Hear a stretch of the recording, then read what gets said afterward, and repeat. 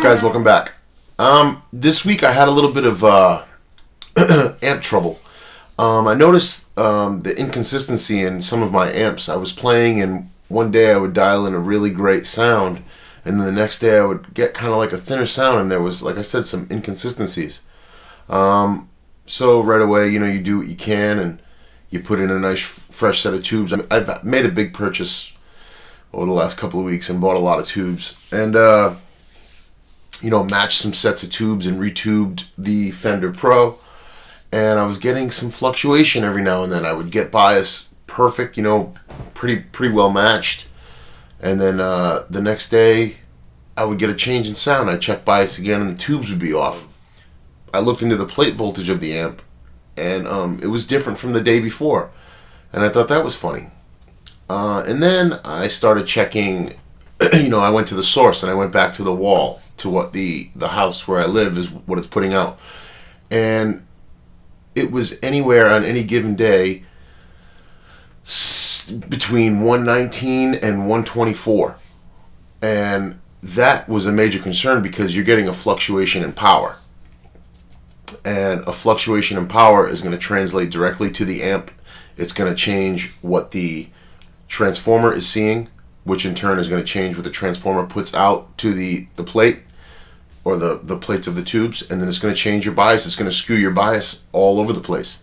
So I could really hear the change into a solution, and I recently got this AmpRX Brown Box. And this is a really amazing unit because it allows you to put this in bypass mode and basically view what is going on in your wall. So this will tell you what the wall is doing, and then you will set your voltage selector to wherever that reads, and then you can actually break down your voltage and make adjustments by percentage. Now, here's the thing with old amps. Line voltage and line power has changed a lot from the 50s and 60s. The Fender Tweed stuff was all rated for 110 volts. Now, if you got a wall socket that's reading 124 volts, that's 14 volts increase. That is causing havoc on all of those components. That's causing havoc on your tubes that we spend a lot of money for. Those capacitors are getting slammed with extra voltage that they don't need to be. And one of Fender's faux pas on Fender's part is their capacitors, the voltage rating on their capacitors was at times under voltage, was kind of maxed out already from the factory. So I'll light this up in a minute and I'll show you how it all works, but this is a really smart way to save those old amps. It's a really smart way to save deterioration of tubes. If you have an amp that's all original, you don't want to smash it with 14 extra volts because that all goes down the line. It affects the load on the transformer, it affects the load on the tubes, the capacitors, the resistors, all the components in there. And, your tone does suffer a little bit because, in my mind, I want to set the amp up to how it was supposed to be set up. So, on the blackface, sometimes on the tube chart, it'll tell you the voltage. Like on the Tweeds as well, the tube chart will tell you. You'll see 110 volts.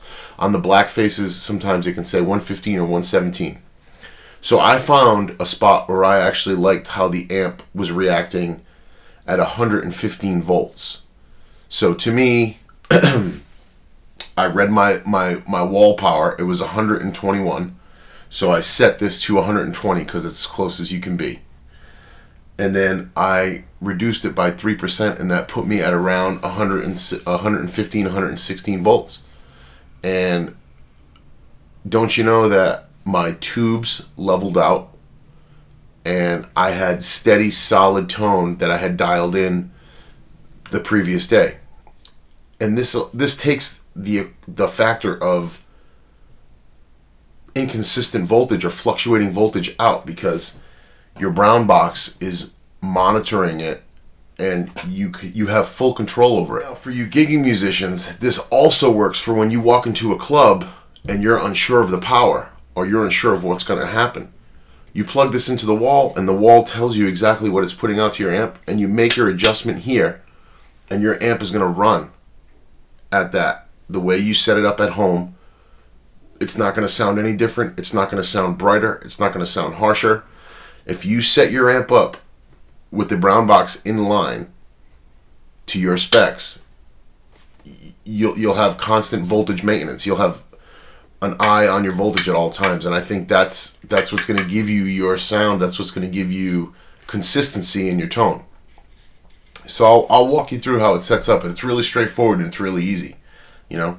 But it's just an amazing product. All right, so like I said, we're working with the Pro, and you can see with nothing on, I'm plugging the Pro into the Brown Box here, and the Brown Box is plugged into the wall, and it's letting me know that my wall voltage today is 119. Okay, my wall voltage yesterday was 121. But I will, so 119, closest you got 120 volts here, and we're in bypass mode. So right now we're just trying to find the wall voltage coming into the Brown Box, and we're bypassed. I'll power the amp up. So the amp is on. You can see how the voltage is dropped already. So that is pretty much where the Blackface amps were designed to run, but I'll knock it down by 3%.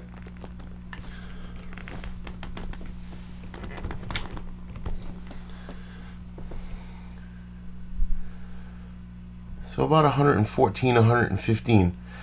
And I feel with this, my tubes, I biased them at 115 I was getting yesterday.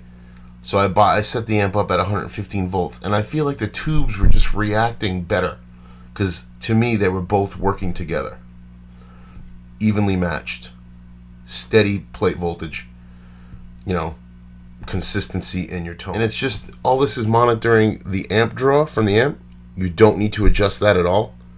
This is basically what the amp is running at, and it will consistently run that way. The way you bias this, the way you have it set up, it will consistently stay that way. You can compare this, or you can relate it to a Variac, and it essentially in some ways it is doing what a Variac does. But to me, the Variacs got knocked around a lot, and they at times were very unstable, and they had issues internally, and sometimes they could spike your voltage to 150 volts. You know, so it's a new take on an old concept. The construction is amazing. You're afraid to invest the extra money in a good pair of power tubes and worry about them smoking up. And you know, my tubes are biasing out evenly, and my amp is running properly and stable. So that's a big boost for tone.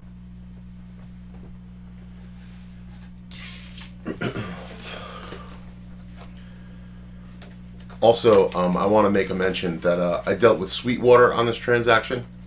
I spoke to a guy, Sean Fitzgerald, there, and Sweetwater is really stepped up, and their customer service is great. Not soon after I placed the order, I got a phone call from Sean asking me if my order went through okay, if I you know, any hassles, was I happy with my order. You know, he just was very thorough with my purchase and made sure, you know, I had the right shipping, and I actually told him I wanted to make sure I got the Brown Box in before Friday, because I wanted to do a video on it this weekend, and he made that happen. So big thanks to Sean at Sweetwater. I'll put his link down below. He was a really great guy, and he subscribed to the channel, which is cool. So yeah, I mean, this is, you know, my first real dealing with Sweetwater, and they really stepped it up. Their customer service is great. So they offer a great deal. They offer payment plans, and you know, they got great stuff. You never know. One thing to mention is I was talking to Tommy Cougar. Tommy builds my amps, and I was talking to him about this, and his amps are designed to run at 110 as well. So that opens up a whole nother window of tones that I'm able to get or try or experiment with. But as you can see, I mean, we're super stable. And I will note, the only other thing that popped out to me is I had this intermittent popping. It wasn't bad. It would just sound like you unplugged the guitar cable, you know, and the amp would just, you know, make the noise, and then it would go away, and it would only do it intermittent. But I've been running this Brown Box for the last couple days, and I haven't had that happen once. So overall, it's a great purchase. You can check the Brown Box website. I know that sometimes he does have scratch and dent or blemish ones go up for sale at a cheaper price. But to me, I mean, to conserve tubes and to save old components and amps and really keep those amps as original as possible and stable, this is the way to go. As far as affecting tone, it's really what happens in your hand. You know, audibly, microphones in front of it at 120 or 115, it would be marginal, but the way the guitar and the amp react under your fingers as you're playing, I kind of feel now at 120 volts my amps were sort of anemic and dead compared to the way the beef they give me at 117 to 114, you know. Really pleased with that. It's more of a feel thing, and the way they react underneath your hand, that's the best way I can explain it. It's like kind of like an old fuzz face, like an overdrive pedal, you know what I mean, or even a set of tubes. The best way to explain a set of tubes is always, you know, it's the way it reacts leaving your finger, you know what I mean. But this is, like I said, this is just a great piece of gear.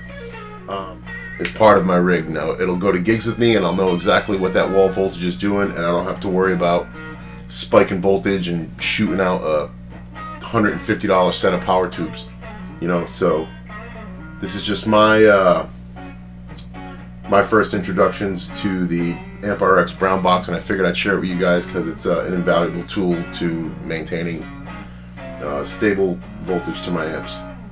So yeah, guys, you might want to check this out if you're running old Fenders, old Black Faces, or Tweed amps, even Marshalls. You know what I mean? Marshalls are designed, the Marshall voltage is really tricky at times. So you hear all those horror stories about those amps catching on fire and stuff like that. But this is something you might want to look into and watch some YouTube videos of it. My buddy JD Simo has one up. And this is just an amazing box, and it'll be everywhere now in my rig, and I'm really happy for it. So check it out, AmpRX Brown Box. And don't forget, Sweetwater was where it was at. And I'm not just saying this, I paid for this. This is no promotion, nothing for free. But they were super, super helpful. And the guy, Sean, he was very thorough with his customer service. So you might want to give them a check out too.